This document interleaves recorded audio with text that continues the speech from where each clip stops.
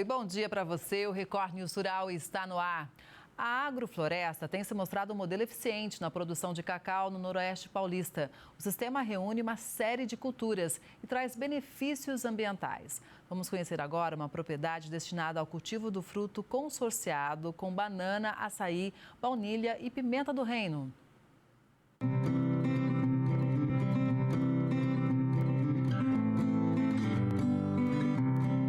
Marcelo tomou a decisão de plantar cacau nesta propriedade, que fica em Valentim Gentil, há 2 anos.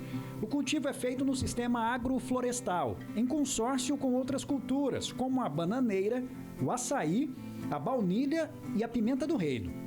A escolha levou em conta o fato de que a planta produz praticamente o ano todo. O sistema do cacau nos foi apresentado através da CAT, no projeto do Cacau SP, onde a gente conseguiu tomar conhecimento dessa cultura e que ele conseguia trabalhar, conseguia ser implantado aqui na nossa região, que não é, a princípio, é uma região tão não tradicional, né, para essa cultura. A nossa alternativa também a isso, a gente vinha buscando uma produção de alimento, uma cultura perene, e não diferentemente uma cultura de lavoura, como milho, soja, propriamente cana. E uma cultura também de alto valor agregado. A gente consegue trabalhar nichos de mercado, de produção, onde a gente consiga trabalhar nesse processo de produção. A previsão é de que as primeiras plantas comecem a produzir cacau no ano que vem. Mas Marcelo já iniciou o beneficiamento do fruto adquirido de outros produtores da região noroeste. A intenção é agregar valor à produção. Hoje nós estamos fazendo já a comercialização de alguns produtos já derivados do cacau, onde a gente comercializa amêndoas para esses produtores de chocolate. A gente já tem 3 produtores de chocolate produzindo aqui no estado de São Paulo com as nossas amêndoas. Além disso, a gente faz também a torra e descasque para a produção do nibs de cacau. E o do nibs de cacau, após esse descasque, a película dele também a gente tem aí um segundo derivado, que seria o chá de cacau. A gente já faz também essa comercialização do nibs para consumo direto no varejo, para ser consumido integralmente, ou junto com fruta, iogurte, ou até também para indústrias, que a gente está iniciando agora essa parceria com algumas indústrias para a produção de barras proteicas e até iogurtes, onde a gente já recebeu inclusive um concurso de um iogurte saborizado com nibs de cacau que foi premiado agora recentemente. Rubens sempre trabalhou no campo. Recentemente passou a beneficiar o cacau na propriedade do Marcelo. Para ele, a cultura representou uma nova fonte de renda após se aposentar por idade. Aqui hoje nós estamos tirando a polpa do cacau. O sistema de agrofloresta é necessário para que o cacau, que é de origem amazônica, possa ser cultivado aqui no estado de São Paulo. Dessa forma, o ecossistema ganha características semelhantes às da região de origem do fruto. Para Marcelo, também foi uma forma de gerar receita, enquanto ainda não produz. Inicialmente, um projeto só apenas com banana. A banana ela seria para entrar, oferecendo inicialmente um conforto térmico e também um sombreamento, uma sombra para a muda do cacau inicial no começo, e ela já começar a pagar, a oferecer um fluxo de caixa para a propriedade, para o projeto. Além disso, a gente também fez um investimento também na cultura do açaí, também a implantação aqui em consórcio com a banana e com o cacau, também pensando aí num horizonte de mais longo prazo, onde a banana, depois disso, ela vai sair e vai ficar apenas o cacau e o açaí, onde o açaí irá daí, por sua vez, oferecer uma parte de conforto térmico, de sombreamento para essa planta do cacau, mas ela já madura, já produzindo, não vai ser tão necessariamente tanta necessidade de sombra para essa cultura naquele momento. E antes do Marcelo comprar, a propriedade aqui estava sendo preparada para piscicultura. Inclusive, nós estamos num local onde era um tanque. Aqui dá para perceber que foi escavado, e aí depois que ele fez a opção pela cultura do cacau, o tanque foi drenado e agora se transformou em mais uma área para plantio, né? Foi um trabalho que durou quanto tempo? O preparo dessa área durou quase 2 anos, que inicialmente, por conta do acúmulo de água, o solo não tinha drenagem adequada, né? Porque ele era muito compactado exatamente por conta do tanque. A gente fez todo o sistema de drenagem, já todo encaminhado. Segundo dados da Secretaria de Agricultura e Abastecimento de São Paulo, a área de cultivo de cacau no estado corresponde a 650 hectares, divididos em 120 propriedades rurais. O governo oferece linha de crédito específica, com juros mais baixos, e dá total suporte a produtores que tenham interesse no cultivo do fruto. Este engenheiro agrônomo explica que, apesar de não ser nativo, o cacau se adaptou bem à nossa região e pode ser uma alternativa bem lucrativa. A relação custo-benefício que a gente faz, assim, o que você está investindo, o que ele vai entregar de retorno, é muito viável aqui para São Paulo. Então, essa tecnologia que a gente está aplicando, ela dá uma produtividade muito boa e com uma lucratividade também muito boa. Segundo o especialista, não é necessária uma grande área de cultivo para começar. A gente trabalha com pequenas áreas, né? Uma fruticultura, né? Existe mão de obra, então assim, dá para enquadrar os pequenos agricultores, áreas bem pequenininhas mesmo, os médios e até os grandes.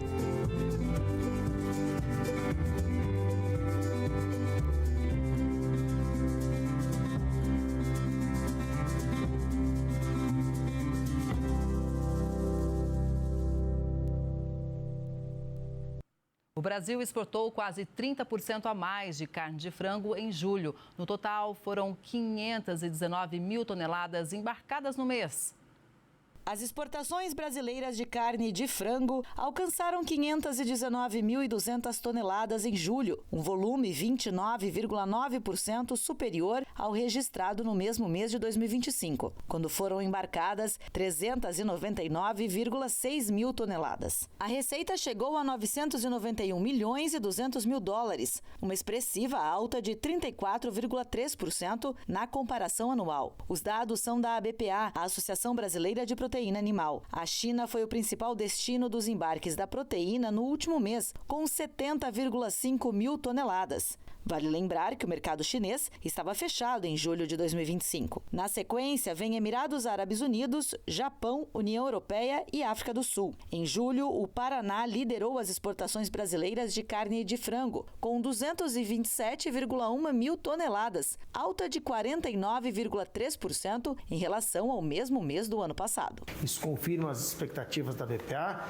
frente ao desempenho dos nossos concorrentes e, infelizmente, ainda os episódios de influenza aviária muito fortes na Europa e na Ásia.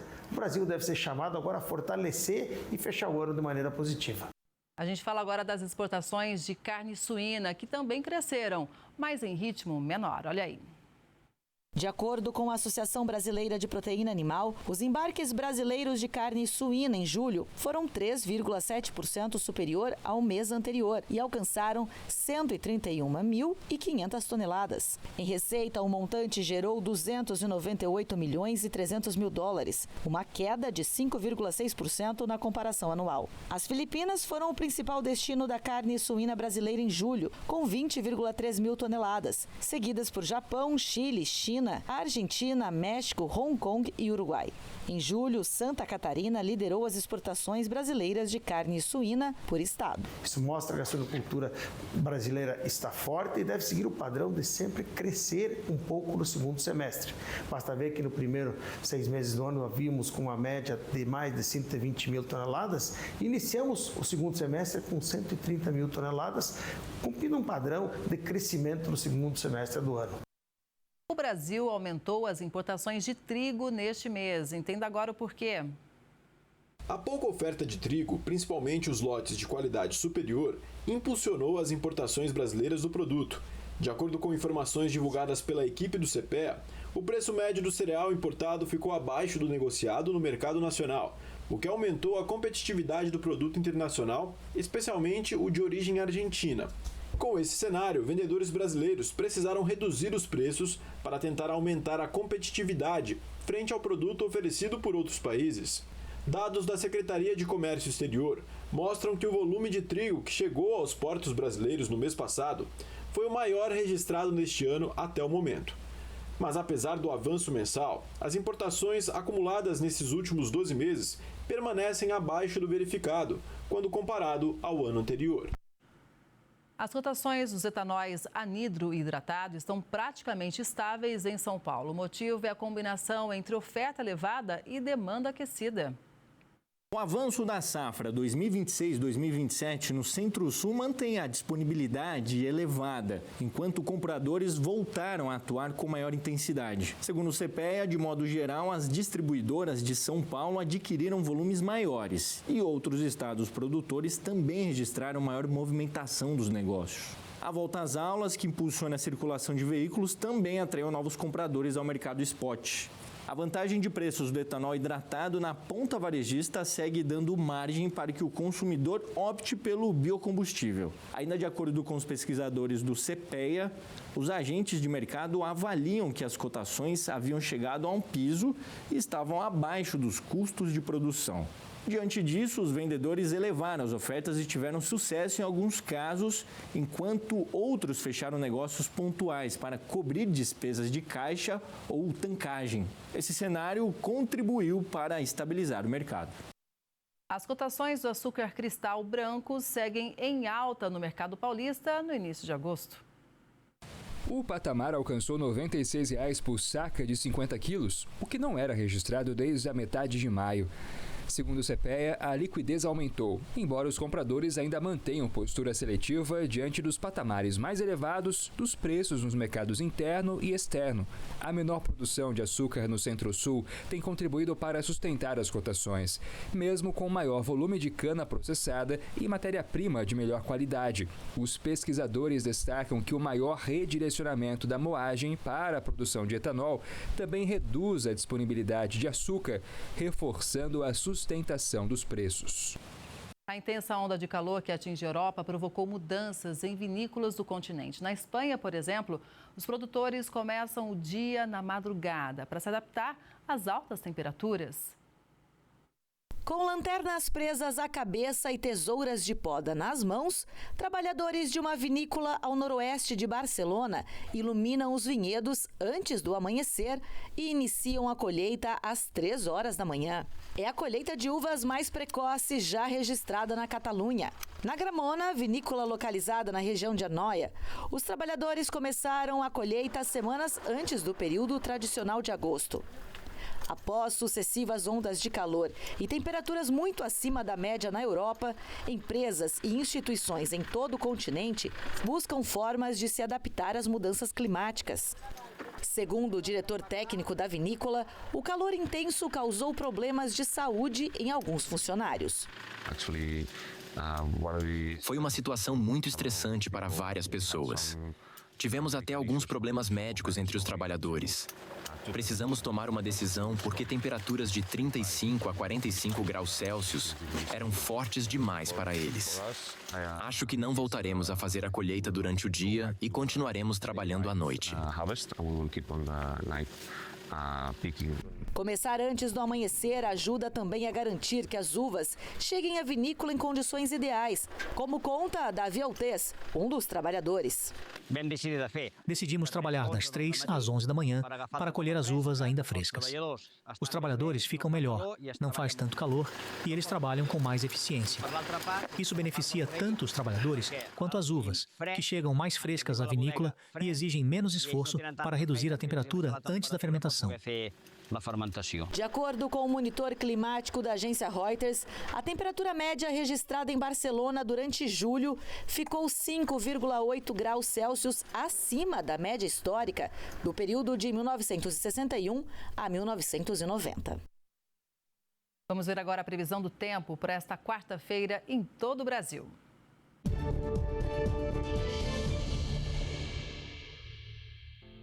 A quarta-feira segue com muita tensão no sul do país, principalmente no Rio Grande do Sul. A chuva ganha mais força sobre o estado gaúcho. Há previsão de temporais, raios, granizo e volumes elevados em alguns pontos. E essas instabilidades não ficam restritas apenas ao Rio Grande do Sul. Áreas do estado catarinense também seguem atenção e alerta nesta quarta. E também há chance de acumulados elevados em alguns pontos. Enquanto isso, grande parte do interior do país continua com tempo firme, calor durante a tarde e umidade do ar muito baixa. E na quinta, as instabilidades continuam no Rio Grande do Sul e avançam com mais força sobre Santa Catarina e o sul do Paraná. No estado gaúcho, a chuva continua nesta quarta. Desde cedo, as instabilidades avançam principalmente pela metade norte, oeste, região central e sul gaúcho. A previsão de chuva moderada a forte, raios, granizo e temporais isolados. Os maiores acumulados são esperados no oeste, região central, serra e nordeste do estado. Em Santa Catarina, o destaque fica principalmente para o sul, onde também há alerta para temporais e volumes elevados.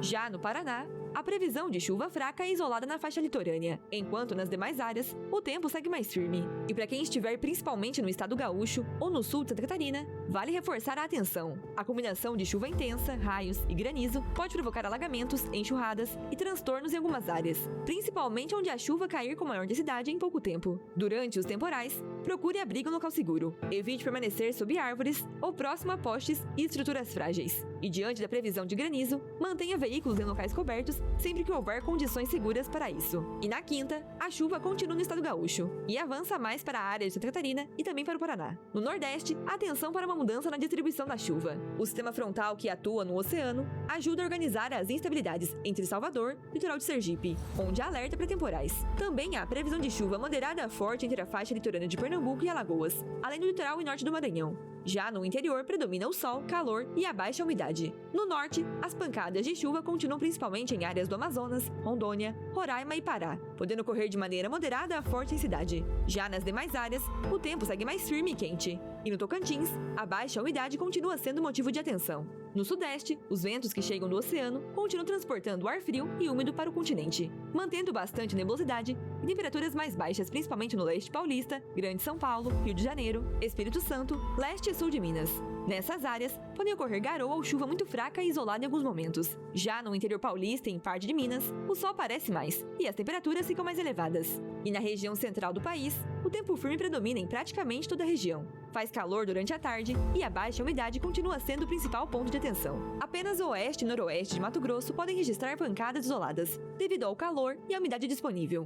A partir desta quarta, dia 12 de agosto, uma extensa área do país entra em um período de veranico, que deve persistir até a próxima quarta-feira, dia 19. A previsão indica vários dias consecutivos de tempo seco, bastante sol e temperaturas elevadas para esta época do ano. Essa condição abrange a região central do país, grande parte de São Paulo, Triângulo, áreas do sul e faixa oeste de Minas, extremo norte do Paraná, oeste da Bahia, sul do Maranhão, Piauí, Amazonas e Pará e Rondônia. O calor será significativo. A expectativa é de temperaturas ficando de maneira geral entre 3 e 5 graus acima da média nessas áreas. Em alguns pontos da região central e norte do país, as máximas podem se aproximar ou até ultrapassar os 40 graus nos próximos dias. Esse aquecimento acontece em um período de pouca chuva, baixa nebulosidade e muitas horas de sol. Além disso, a umidade do ar também diminui bastante durante as tardes, aumentando a sensação de tempo seco. Outro detalhe é a grande amplitude térmica. Como o ar estará bastante seco, algumas localidades podem ter manhãs relativamente amenas, mas apresentar um aquecimento rápido ao longo do dia. Em relação às máximas para esta quarta,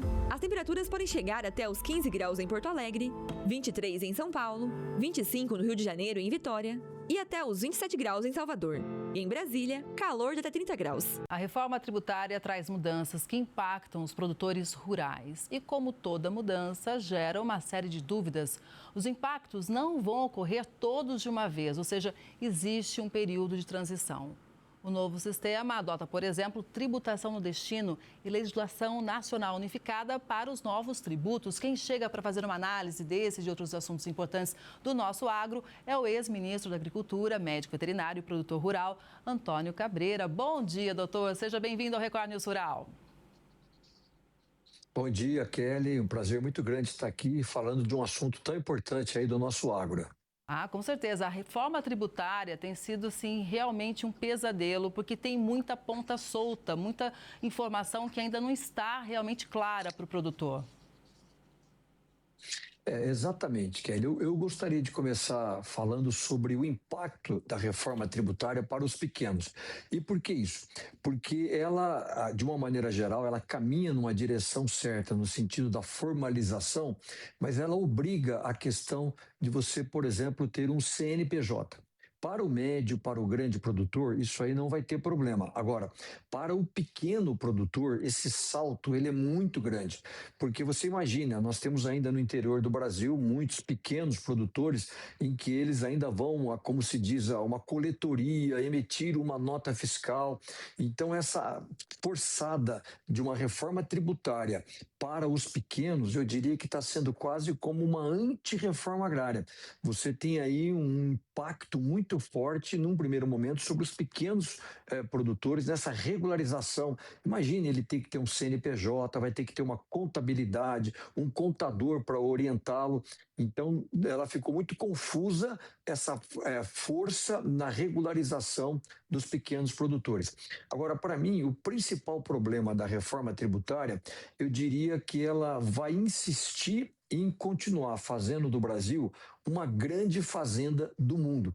Eu não estou ainda entrando em alguns detalhes. A reforma tributária, ela prometeu, por exemplo, uma simplificação. A gente vai ter que tomar muito cuidado.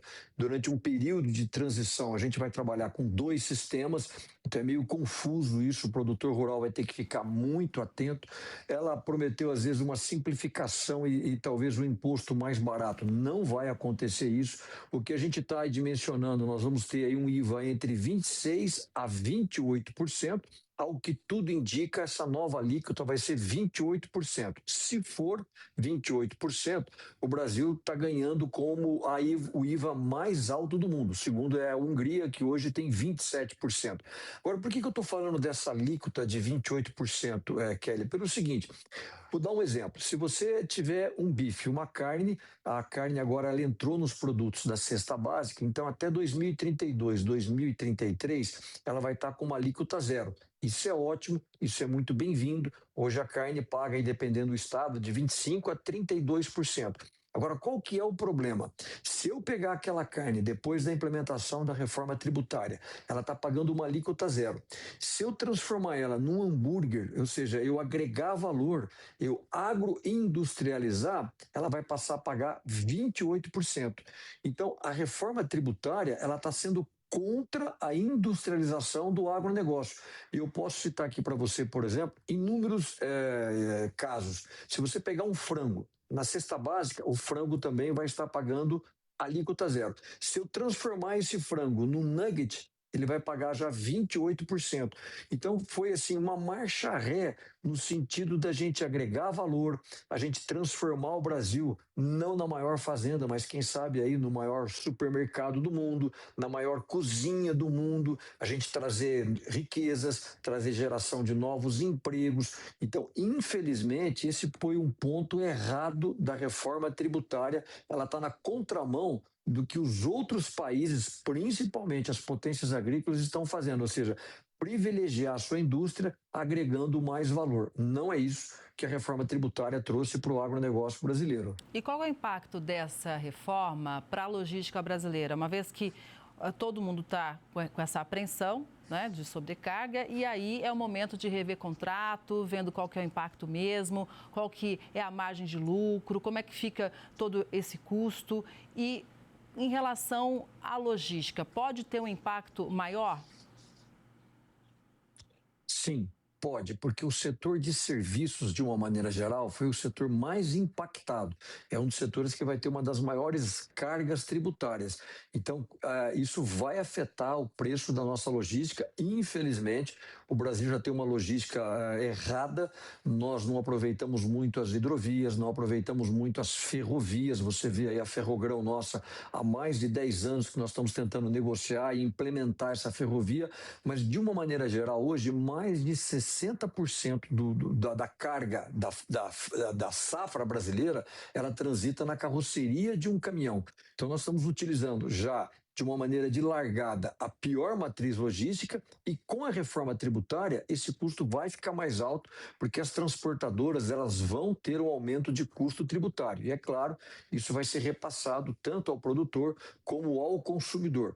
Agora, eu queria aproveitar esse ponto seu, Kelly, e trabalhar também a reforma tributária. A gente precisa melhorar ela, precisamos aprimorar ela, mas a gente precisa também pensar um projeto maior para o Brasil, que a gente mude a nossa infraestrutura de transportes. É uma coisa incrível. Se você pegar em termos de cargas brasileiras geral, não só apenas a safra agrícola, hoje apenas 5% das cargas brasileiras elas são transportadas por hidrovias.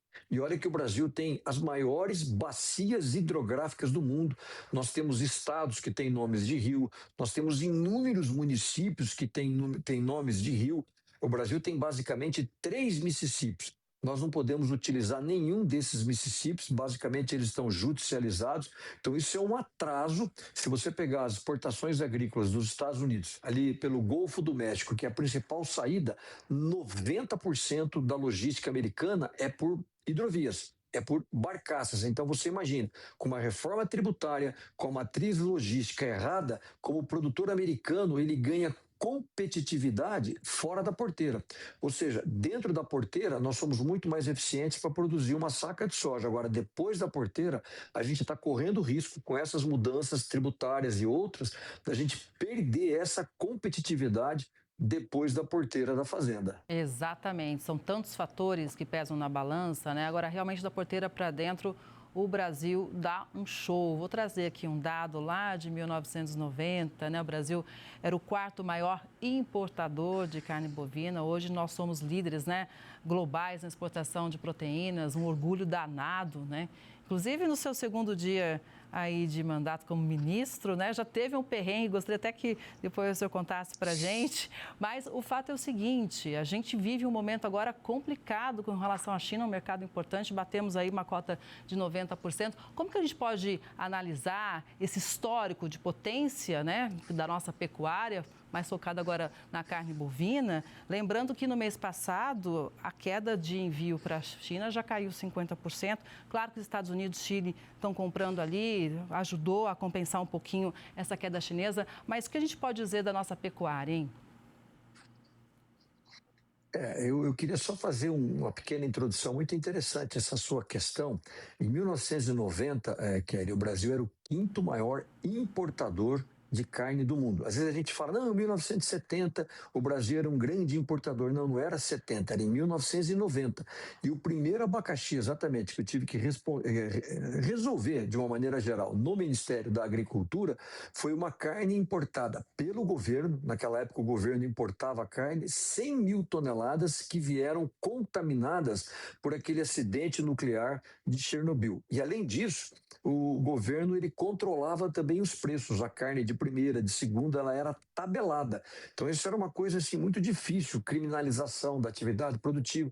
A gente liberou isso, a gente tirou esse tabelamento e essa liberdade econômica junto com tecnologia, com manejo, com genética, explodiu e hoje nem nos melhores sonhos há 5, 6 anos a gente imaginaria. O Brasil não só é o maior exportador, mas ele se tornou, Kelly, o maior produtor. Nós batemos a pecuária americana. E eu queria fazer um dado aqui para mostrar a força da pecuária americana, em relação à pecuária americana. No Brasil, lá em 1990, para atender o mercado europeu, nós baixamos uma norma proibindo aquilo que a gente chama de promotores de crescimento, ou hormônios. Os Estados Unidos, eles não fizeram isso. Então, hoje, a pecuária australiana, a pecuária americana, eles utilizam promotores de crescimento, coisa que o Brasil não utiliza. Então, nós batemos essas pecuárias, a australiana e a americana, sem esse tipo, vamos dizer assim, de um crescimento artificial. Então, é impressionante o salto de produtividade do criador brasileiro. E é isso que fez o chinês gostar do bife brasileiro. A carne chinesa, a China ela não tem essa tradição toda de uma pecuária de produzir, por exemplo, um novilho precoce. A China tem muito mais aqueles animais velhos que trabalhavam na tração. Então não é aquela carne tão apetitosa, macia, saborosa como o nosso boi China, como a gente chama aí até 30 meses. Então quando o chinês ele colocou essa carne no prato, essa carne muito mais macia, ele não quis tirar essa carne do prato. Ele nem mesmo a carne chinesa. E aí a China, sabendo dessa explosão no aumento das importações, ela colocou essa cota. Sobre isso eu queria fazer 2 comentários. Primeiro, é muito interessante que isso eu sei que o governo chinês tem o interesse de proteger os seus criadores, mas em algum momento isso vai gerar um processo inflacionário na China. Então vamos ficar atento, porque eu não acredito, essa aqui é uma opinião pessoal minha, tá, Kelly? Que o governo chinês vai conseguir manter essa cota por um período muito longo, porque vai subir o preço da carne, isso vai afetar a popularidade, a questão inflacionária na China. Então vamos aguardar, porque esse filme a gente já assistiu nos Estados Unidos. Você sabe que a carne brasileira ela foi tarifada, e não foi nem por política, por gestões de governo para governo, mas principalmente porque começou a bater o processo inflacionário no consumidor americano. Então nós tivemos a retirada dessa tarifa. A tarifa chinesa, inclusive, extra cota, ela chega até 67%. Então vamos dizer assim, o tarifaço chinês, hoje, ele é muito pior do que o tarifaço americano. Aí dois comentários rápidos. Primeiro, infelizmente, como o Brasil está apanhando de todos os lados, nós temos a tarifa americana, nós estamos fora da lista de países exportadores habilitados para a Europa, todos os outros países do Mercosul estão, os Estados Unidos estão, e temos agora também a tarifa da China. Então é impressionante como o agro, de uma maneira geral, ele tem sido criticado, penalizado pela sua eficiência. O que isso pede? Pede que o Brasil agora precisa ter uma diplomacia muito mais ativa. Nós não somos aquele país de 10 anos ou de 1990 que éramos um grande importador. Hoje, tem 9 produtos que nós somos o maior exportador do mundo. Então, nós precisamos ter uma diplomacia ativa, protegendo os nossos interesses, defendendo os nossos interesses lá fora. E, por fim, é aquilo que eu falei, nós vamos ter que realmente diversificar essa diplomacia. Temos que buscar agora o mercado japonês, temos que buscar o mercado da Coreia, o mercado da Indonésia, que é um dos países mais populosos do mundo. Eu acredito que esses mercados eles vão ser suficientes, é isso que o mercado tem indicado em termos de preço, para sustentar o preço da carne. E se você me perguntar hoje, eu não vejo nenhuma razão assim de curtíssimo prazo para a baixa do preço da arroba do boi. Exato. E olhando também aqui para a gente, né, olhar com mais carinho em relação, já que a gente começou a nossa conversa falando de reforma tributária, sobre a tributação em cima dos alimentos, né? E uma coisa interessante, houve um avanço na reforma tributária que alguns países já estão caminhando nessa direção. E alguns países, inclusive ricos. Se você vê na semana passada, olha que coisa interessante, o Japão, que tem uma das maiores rendas per capita do mundo, reduziu, quando tributa, a maioria não tem tributos, mas quando tiver tributado, seus alimentos apenas a 1%. Hoje não é isso, é aquilo que eu disse. Em média, o bife brasileiro, hoje, nós estamos pagando mais de 30%. Então é cruel quando eu faço isso. Se eu pego um país rico, como o Japão, que trouxe a carne para 1% de imposto, e hoje eu ainda estou pagando mais de 30%, eu estou penalizando quem? Os mais pobres, os mais vulneráveis. Por quê? Quanto mais pobre for a média da população, maior o percentual que ela vai gastar do seu orçamento doméstico com a sua cesta básica. Então, quando eu penalizo e tributo um alimento, os países mais pobres são os que mais sofrem, porque aqueles mais ricos, como os japoneses ou como os americanos, e nos Estados Unidos também a carne paga, por exemplo, no estado de Illinois, eles até poderiam se dar ao luxo de pagar o imposto mais caro, mas não, eles não pagam. Então é uma pena que a reforma tributária demorou, talvez lá em 2032, que a gente vai ter essa redução de impostos, trazendo para zero, mas duas coisas que ela esqueceu. Uma eu já comentei, se você transformar esse produto in natura num produto industrializado, você vai pagar mais impostos, a alíquota vai para 28%. Eu diria que a reforma tributária, ela considera um pecado a industrialização, que é isso que ela está fazendo. E segundo, também diferente, Kelly, dos outros países, os insumos que produzem a cesta básica, por exemplo, nos Estados Unidos, eles não pagam impostos. Então, se eu pegar, por exemplo, a energia elétrica, o fertilizante, o sal mineral que vai produzir aquele bife nos Estados Unidos, eles também são isentos. No Brasil, isso ainda não foi tratado. Toda a cadeia produtiva aqui da pecuária, a gente é tributado. Esse é um dos erros também que a nossa reforma tributária acabou não corrigindo. E a gente vai seguir de olho, acompanhando, contando também com a sua análise. Nosso ex-ministro da Agricultura, Antônio Cabreira, muito obrigada. Foi importante demais te ouvir. Um bom dia e até a próxima. Bom dia, Kelly. Um prazer muito grande ter estado aqui com você. Obrigada mais uma vez. E essa edição do Record News Rural fica por aqui. Obrigada pela sua audiência. A gente se vê no próximo programa. Até lá!